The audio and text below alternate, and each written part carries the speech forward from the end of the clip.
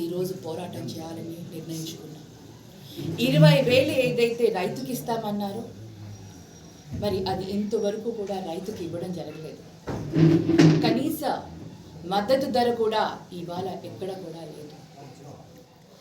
ఈ విధంగా చూస్తే రైతుల్ని నిజంగా ఓట్ల కోసమే వాళ్ళని వాడుకొని ఈరోజు అన్యాయం చేస్తున్న పరిస్థితి. ఈరోజు మా పార్టీ అధిష్టానం,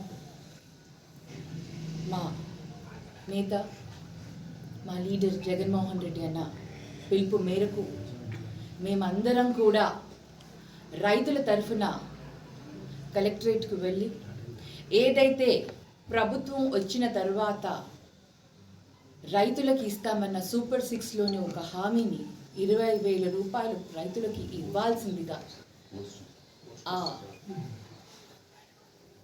వినతి పత్రాన్ని కలెక్టర్కి అందించాలని ఇవాళ నిర్ణయం తీసుకోవడం జరిగింది. మళ్ళీ అదేవిధంగా 13వ తేదీన డిస్ట్రిక్ట్ హెడ్ క్వార్టర్ అయిన కర్నూలులో మేమందరం కూడా ర్యాలీగా వెళ్ళి కలెక్టర్ గారికి వినతి పత్రం అందచేసి రైతులకి అండగా ఉండాలి ప్రభుత్వం అని ఆ విన్నపాన్ని ఇవ్వదలుచుకున్నాము. మరి దాని సందర్భంగా ఇవాళ మేము పోస్టర్స్ కూడా రిలీజ్ చేస్తున్నాం.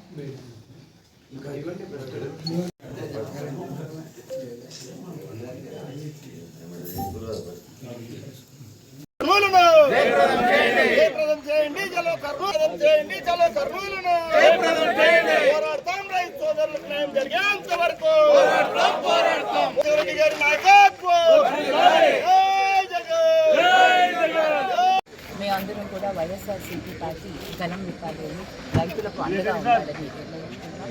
మరి 13వ తేదీన కలెక్టర్ ఆఫీస్కి అందరూ కూడా వెళ్ళి కలెక్టర్ గారికి వినతి పత్రం అందజేయాలని నిర్ణయించుకున్నాం. అదే సందర్భంగా ఇవాళ పోస్టర్స్ రిలీజ్ కూడా చేయడం జరిగింది.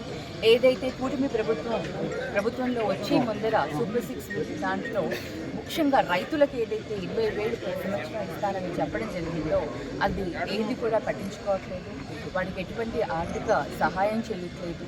వాడికి రైతు భరోసా కేంద్రాల ద్వారా ఎటువంటి ఫర్టిలైజర్స్ కానివ్వండి, వేటిని కూడా అన్ని విత్తనాలను కానీ అందించకపోవడము, అంతేకాకుండా ఏదైతే తడిసిన ధాన్యం కానివ్వండి, రంగు మారిన ధాన్యం కానివ్వండి, వీటన్నిటికీ కూడా కనీస మద్దతు ధర కూడా ప్రకటించకుండా ప్రభుత్వం ఏదైతే అండగా ఉండాలో రైతులకి ఆ ధాన్యాన్ని కొనుగోలు చేసి ప్రభుత్వం రైతులకు అండగా ఉండాల్సిన విషయాన్ని కూడా వాళ్ళు విస్మరించి ఈరోజు రైతులకి ఎటువంటి అన్యాయం చేస్తున్నారా అనే దానిపైన మేము వైఎస్ఆర్సీపీ పార్టీ అండగా ఉండి వారందరికీ కూడా న్యాయం జరిగే విధంగా ముందుకు తీసుకొని వెళ్తున్నాం.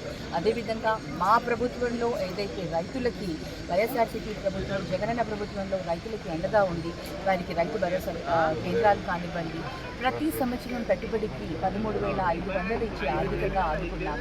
కానీ కూటమి ప్రభుత్వం అంతకంటే ఎక్కువగా ఇస్తానని ముందుకు వచ్చారు. ఇంతవరకు వారికి ఎటువంటి చేతినివ్వకపోవడం, రైతు ప్రతి పంటకి ఖరీఫ్ కానివ్వండి,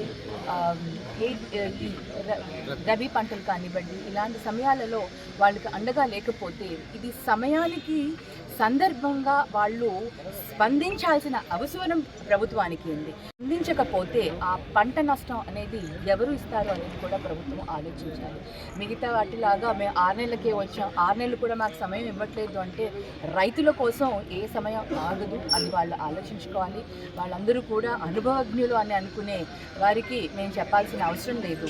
మరి పంట ఎప్పుడైతే వేసుకుంటారో ఆ సమయానికి వాళ్ళ ఆర్థిక సహాయం అందించాల్సిన అవసరం ఉన్నది. అది వాళ్ళు అందించలేదు. కాబట్టి ఈరోజు మేము అందరం కూడా రైతులకు అండగా వారి తరఫున మేము పోరాటం చేస్తూ రైతులకు న్యాయం జరిగే విధంగా మేము పోరాటం చేస్తాం.